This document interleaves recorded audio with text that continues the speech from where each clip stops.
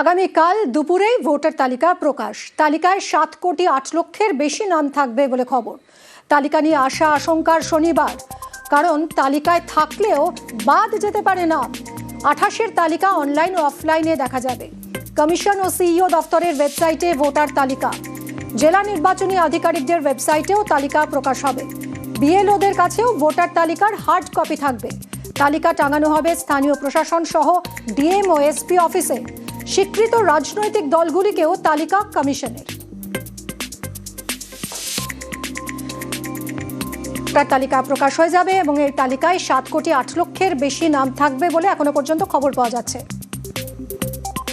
দুপুর মধ্যে ECI link দিয়ে দেবে। ইসিআই যে সাইট আছে, অন্য সাইট এটা আছে, আর অ্যাপে যেখানে যে কোনো ভোটার অ্যাপে কার্ড দিয়ে অ্যাক্সেস করতে পারবে। ওটা অফলাইন আমাদের পলিটিক্যাল পার্টি এখানে আসবে, নিয়ে যাবে। ডিও কাছে তো কপি থাকবেই, ইআরও কাছে থাকবেই, ইআরও কাছে থাকবে। যদি অনলাইন দেখতে চাইবে, অনলাইন সাপোজ দুটোর সময় এসে যাবে, ওটা দেখতে পারবে। এসআইআর-এ বিচারাধীন তালিকায় রাজ্যের মুখ্য সচিব। শনিবার প্রথম ভোটার তালিকা প্রকাশের আগে শুক্রবার সুপ্রিম কোর্টের দৃষ্টি আকর্ষণ রাজ্যের আইনজীবী। এই তালিকায় রয়েছেন বিভিন্ন ক্ষেত্রের হেভিওয়েটরা, যাদের ভোট ভবিষ্যৎ এখনো ঝুলে।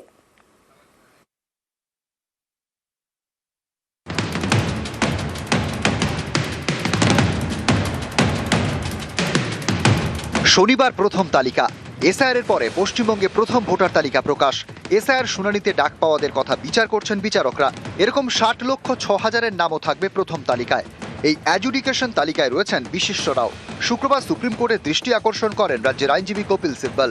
প্রধান বিচারপতির বেঞ্চে তিনি বলেন, অ্যাডজুডিকেশন তালিকায় পশ্চিমবঙ্গের মুখ্য সচিব নন্দিনী চক্রবর্তীর নাম রয়েছে। Chief secretary under adjudication. Chief secretary voter লিস্টের নাম থাকবে কি থাকবে না, তার কেস যদি আন্ডার অ্যাডজুডিকেশন হয়, তাহলে পশ্চিমবাংলার সব মানুষ তো আজকে বিপদে রইল। এটাই তো আমরা সবচেয়ে বেশি আশঙ্কা করছি। আর চিফ সেক্রেটারি একটু তো দেখো তো, উনি সবাইকে করে দিচ্ছেন, বাদ বিচার আর কিছু করছেন না। আরে চুরি করতে গেলেও একটু বুদ্ধি লাগে, তো বুদ্ধি চুরি করছে, অথচ বুদ্ধি নেই।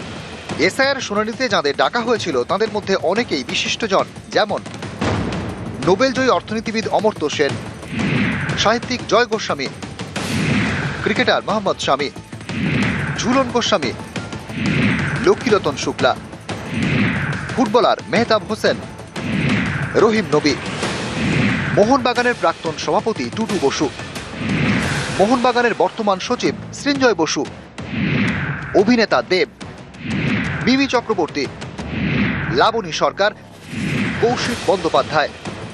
খসড়া তালিকায় বাদ যায় 58 লক্ষের নাম।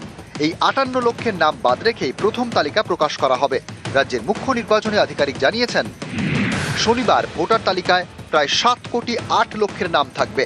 যাদের নাম বাদ পড়বে তাদের নামের পাশে লেখা থাকবে ডিলিট। 60,06,000 ভোটারের নথি যাচাই বিচারাধীন, তাদের নামের পাশে লেখা থাকবে অ্যাডজুডিকেশন। নিউজ 18 বাংলা।